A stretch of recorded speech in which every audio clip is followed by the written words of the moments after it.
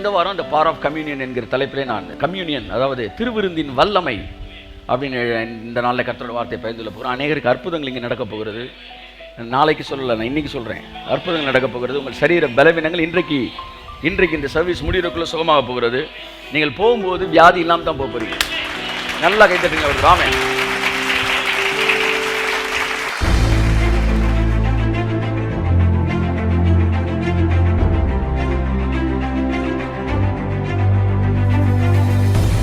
ரொம்ப நாளாக நான் ரத்தத்துலாம் உடன்படிக்கை இருக்குன்னு நினச்சேன். அவர் சொன்னார், இந்த பாத்திரம் தாண்ட உடன்படிக்கின்றாரு. என்ன சார் புதுசாக ஒரு குண்டத்துக்கு போடுறீங்க அப்படின்னு யோசித்தேன். கர்த்தர் சொல்வார், இந்த பாத்திரம் இரத்தத்தினால் ஆகிய இந்த பாத்திரம் புதிய உடன்படிக்கையாக இருக்கிறது.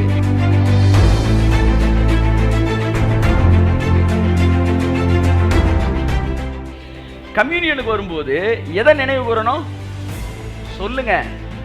என்னை நினைவு கூறுங்கள். சொல்லுங்க. தலைவர் என்ன சொன்னாரு? போன வாரம் ஃபுல்லா நீ என்ன பண்ணன்னு உன்னை நினைவு கூறு அப்படின்னாரா? இல்ல உனக்காக நான் என்ன பண்ணேன் என்ன நினைவு கூறு? கையை தட்டு.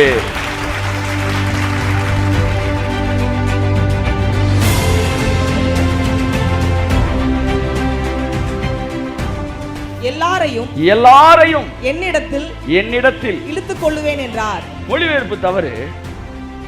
கிரீக்ல எல்லாரையும் இல்ல, எல்லாவற்றையும் இருக்கு. அப்படின்னா அது நம்மளை இழுத்துக்கிறது இல்லையா? நம்ம மேல இருக்க குப்பை, நம்ம மேல இருக்க அழுக்கு, நம்ம மேல இருக்க கந்த, நம்ம மேல இருக்க பாவம், நம்ம மேல இருக்க அக்கிரமம், நம்ம மேல இருக்க பிசாசின் கிரியைகள், வியாதிகள், பலவீனங்கள், அதைத்தான் கிரேக்க பதம் சொல்லுகிறது. நான் உயர்த்தப்படும் போது எல்லாவற்றையும் என் பக்கம் இழுத்துக்குவேன், என் பிள்ளைகளை விடுதலை ஆக்கிடுவேன். கை தட்டுங்க அந்த கிருபைக்கு.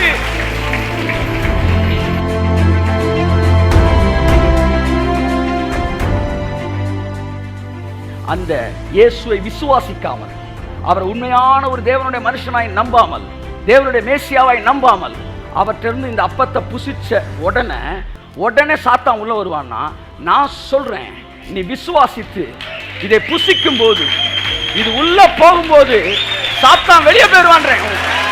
கைத்தட்டுக்கு வருவதற்கு ஆமே ஆமே ஆமே.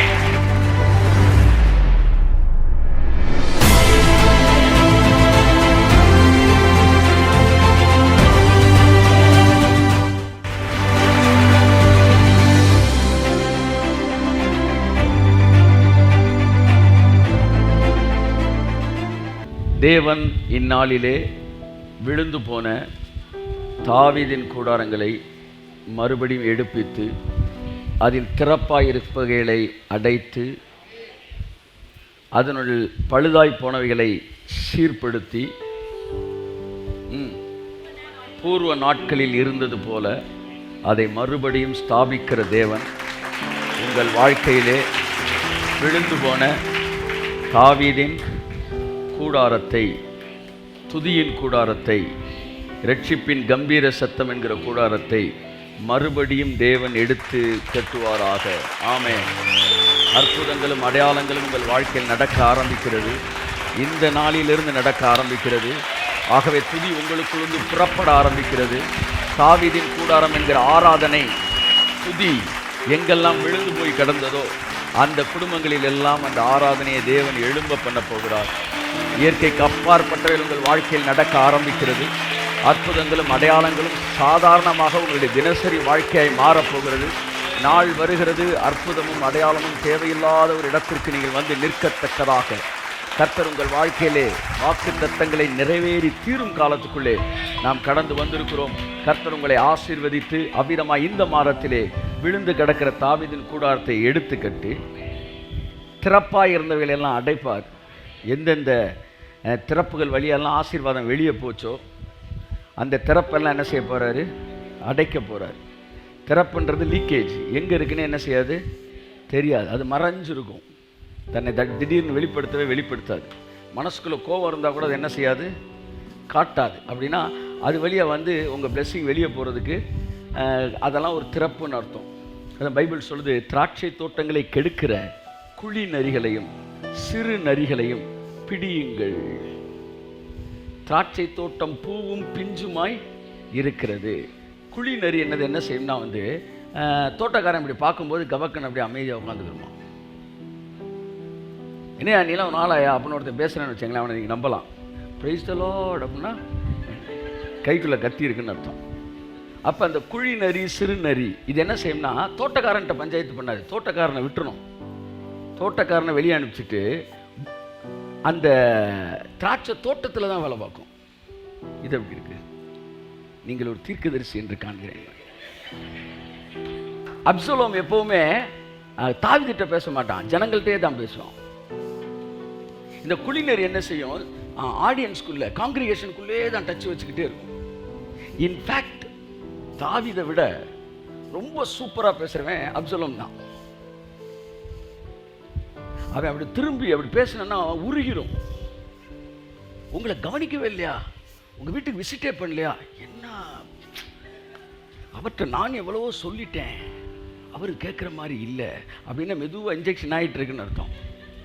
வரவே இல்லையா வீட்டுக்கு, ஐயோ ஜெபிக்கவே இல்லையா, பார்த்தீங்களா ஃபோன் எடுக்கலாம், அதுதான் அவர்கிட்ட இருக்கிற ஒரு கெட்ட குணமே அதான் அப்படின்னு அப்சலோம் இப்போ ஆக்ட் பண்ண வேலை பார்க்க ஆரம்பிச்சார். Action camera roll, lights on camera ஸ்டார்ட்னு அர்த்தம். இதுக்கு பேர் தான் இந்த குழி நரி. இது என்ன செய்யும்னா திராட்சை தோட்டக்காரன் பார்த்துட்டு போன பிறகு தான் அப்படியே மெதுவாக வந்துருக்கணுமா, எந்திரிச்சு இந்த திராட்சை தோட்டத்தை கெடுக்குமா. இந்த திறப்புகள் இதன் வழியாக இதற்கு முன்பாக உங்கள் ஆசீர்வாதங்கள் போயிட்டு இருக்கலாம். உங்கள் லைஃப்பில் கூட சில திறப்புகள் இருக்கலாம்.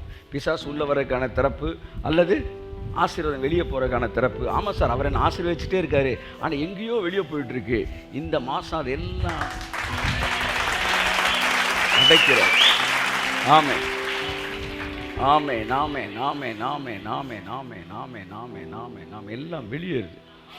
ஆமாம், மேனிஃபெஸ்டேஷன் ஆகி வெளியேறுது, எல்லாம் எல்லாம் மேனிஃபெஸ்ட் ஆகி வெளியேறுது இயேசு நாமத்தில். ஸோ இனி வருகிற ஆசீர்வாதங்கள் நிலைத்து நிற்கும். நீதிமானின் சிரசின் மேல் ஆசீர்வாதங்கள் தங்கு.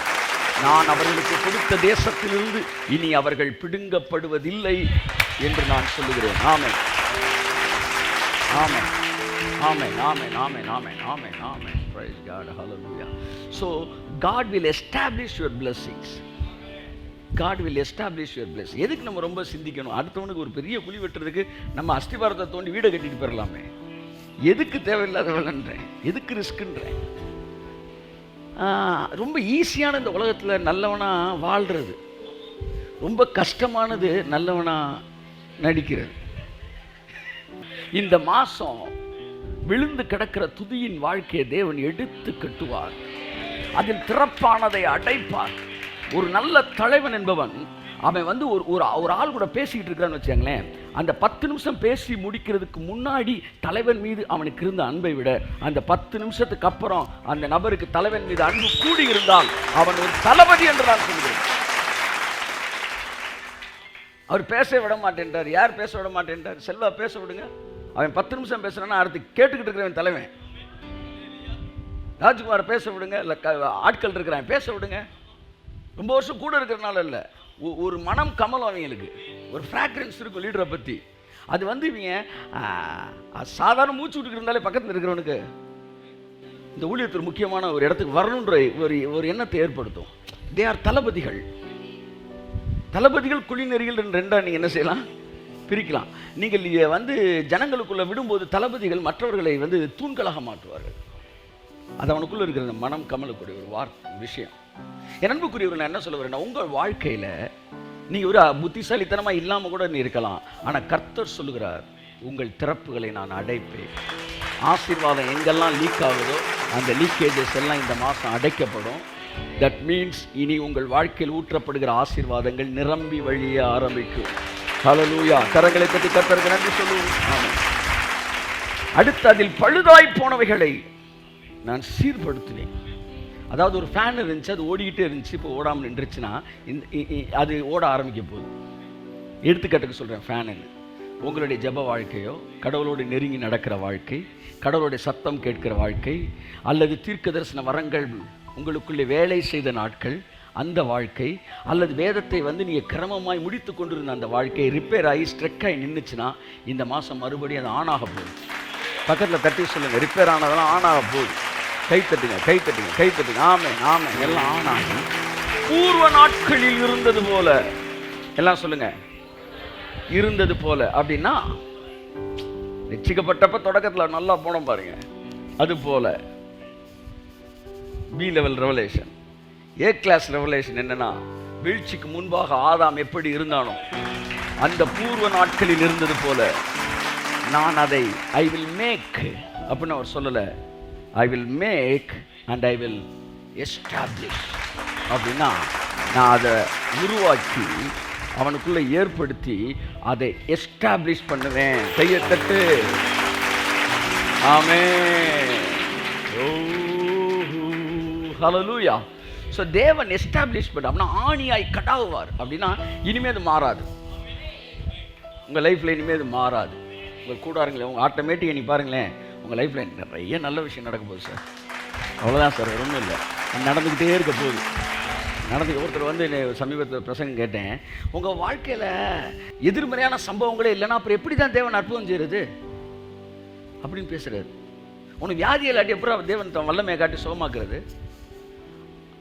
அதனால் உன் வீட்டில் வந்து எல்லா அநியாயமும் பிசாசின் கந்தரகோலமும் டான்ஸும் நடந்துச்சுன்னா தோத்திரம் சொல்லிகிட்டே இரு அப்படின்றார். என் ஆவியில் ஒரு வைராக்கியம் வந்துச்சு, என்னன்னு தெரியல.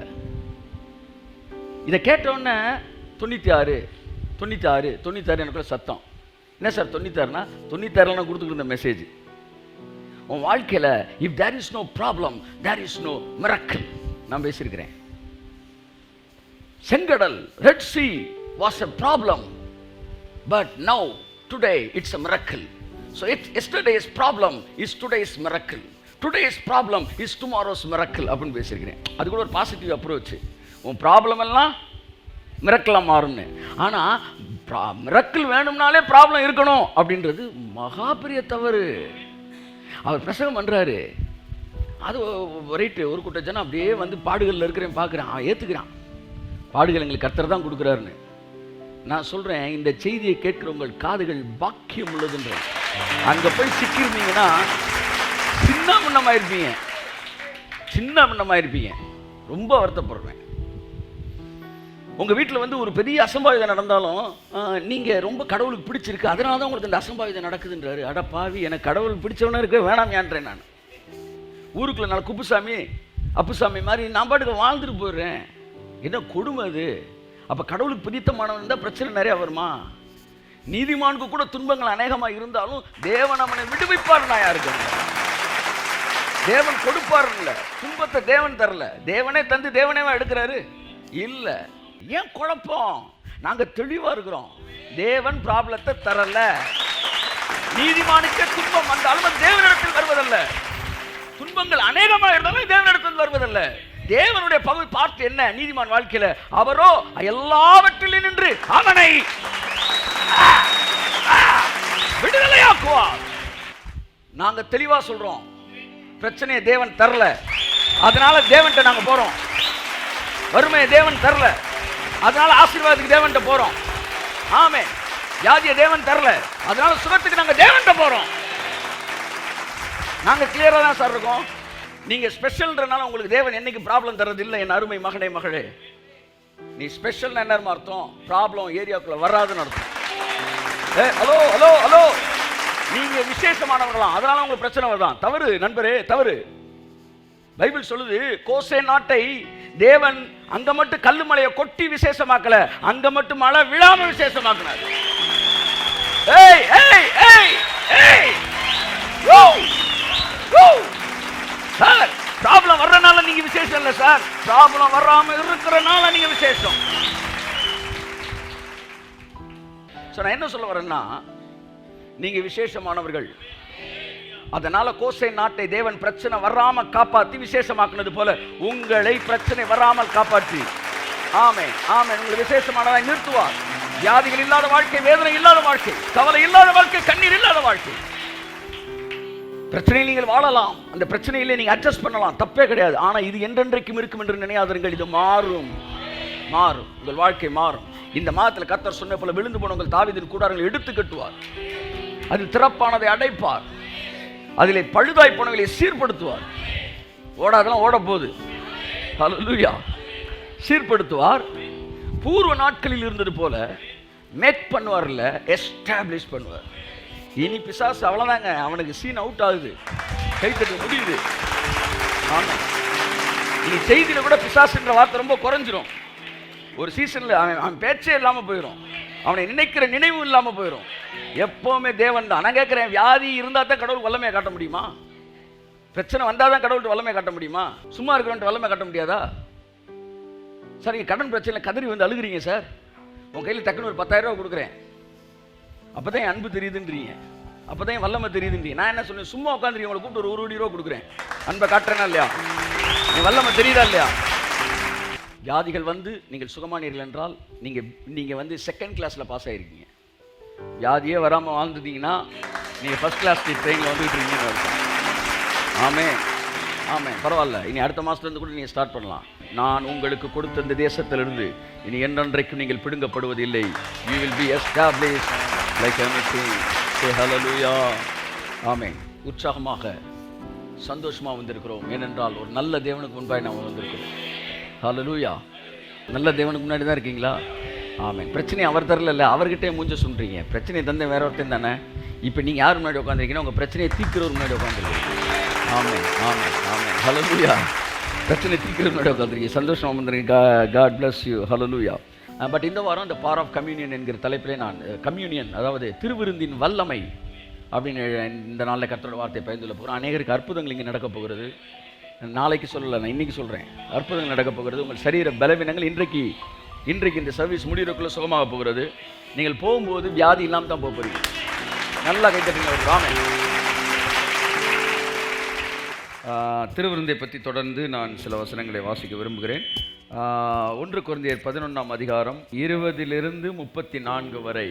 நீங்கள் ஓரிடத்தில் கூடி வரும்போது அவனவன் தன் சொந்த போஜனத்தை முந்தி சாப்பிடுகிறான். சரி. ஒருவன் பசியா இருக்கிறான், ஒருவன் வெறியா இருக்கிறான். இப்படி செய்கிறது கர்த்தருடைய ராபோஜனம் பண்ணுதல் அல்லவே? புசிக்கிறதற்கும் குடிக்கிறதற்கும் உங்களுக்கு வீடுகள் இல்லையா? தேவனுடைய சபையை அசட்டை பண்ணி இல்லாதவர்களை வெட்கப்படுத்துகிறீர்களா? உங்களுக்கு நான் என்ன சொல்லுவேன்? இதை குறித்து உங்களை புகழ்வேனோ? புகழேன். நான் உங்களுக்கு ஒப்புவித்ததை கர்த்தரிடத்தில் பெற்றுக்கொண்டேன். என்னவெனில் கர்த்தராகிய இயேசு தாம் காட்டி கொடுக்கப்பட்ட. என் அன்புக்குரியவர்களே, நீங்கள் தொடர்ந்து இந்த வசனங்களை நீங்கள் தெளிவாக நீங்கள் கவனிக்கும்படி கொண்டு அழைக்கிறேன். ஸோ கடந்த வாரங்களிலே ஒரு தேவனுடைய மனுஷனிடத்தில் பேசும்போது, என்ன இன்றைக்கி நீங்கள் கம்யூனியன் எடுத்தீங்களா அப்படின்னு கேட்டார். இல்லை, நான் டெய்லிலாம் எடுக்கிறது இல்லை அப்படின்னு. நோ நீங்கள் டெய்லி எடுத்து பழகுங்க, எடுக்கணும் அப்படின்னு சொல்லி கம்யூனியனை பற்றி கொஞ்ச நேரம் என்கிட்ட பேசினார். Okay, I will continue to do it அப்படின்னு விட்டுட்டேன். அப்புறம் என்னுடைய மனைவி கூட கம்யூனியன் நம்ம எடுக்க வேண்டும் தொடர்ந்து என்று சொன்ன பிறகு அது 2வது ஒரு கன்ஃபர்மேஷனாக இருந்துச்சு. இன்னொரு நண்பர் ஒருத்தர் கம்யூனியனை பற்றி நீங்கள் பேச வேண்டும் என்று சொல்லி என்னிடத்தில் ஒரு விஷயம் சொன்னார். இதெல்லாம் கேட்டபோது ஒரு ஆவியானவர் இந்த விஷயத்தை குறித்து பேச சொல்லுகிறாரோ என்று நான் யோசித்தேன். ஸோ அதோடு நான் வேலையை துவங்கலை. திரும்ப நேற்று நாங்கள் வீட்டில் கம்யூனியன் எடுக்கும்போது அந்த வசனத்தை வாசிக்கும்போது ஏதாவது ஒரு வார்த்தை இதில் என்னை தொடும் என்றால் நீங்கள் இந்த கம்யூனியனை பற்றி பேச சொல்கிறீங்க, இல்லாட்டி நான் இந்த வசனத்தை கேட்டுக்கொண்டு இருந்தபோது ஆவியானவர் தெளிவாக என்கிட்ட பேசின உடனே எனக்குள்ளே இருந்த என்னுடைய புரிந்து கொள்ளுதல், ஆவியானவர் கம்யூனியனை பற்றி இந்த வாரத்திலிருந்து அல்லது இந்த வாரம் எடுக்கும்படி விரும்புகிறார் என்று. கர்த்தர் தாமே உங்களை ஆசீர்வதிப்பாராக. தொடர்ந்து வாசியுங்கள் சீக்கிரமாக. நான் உங்களிடத்தில் ஒப்புவித்ததை கர்த்தரிடத்தில் பெற்றுக்கொண்டேன். என்னவெனில் கர்த்தராகிய இயேசு தாம் காட்டி கொடுக்கப்பட்ட அன்று ராத்திரியிலே அப்பத்தை எடுத்து ஸ்தோத்திரம் பண்ணி அதை பிட்டு, நீங்கள் வாங்கி புசியுங்கள், இது உங்களுக்காக பிற்கப்படுகிற என்னோட சரீரமா இருக்கிறது, என்னை நினைவு கூறும்படி இதை செய்யுங்கள் என்றார். போஜனம் பண்ணின பின்பு அவர் அந்தபடியே பாத்திரத்தையும் எடுத்து, இந்த பாத்திரம் என் இரத்தத்தினால் ஆகிய புதிய உடன்படிக்கையா இருக்கிறது, நீங்கள் இதை பானம் பண்ணும் போதெல்லாம் என்னை நினைவு கூறும்படி இதை செய்யுங்கள் என்றார்.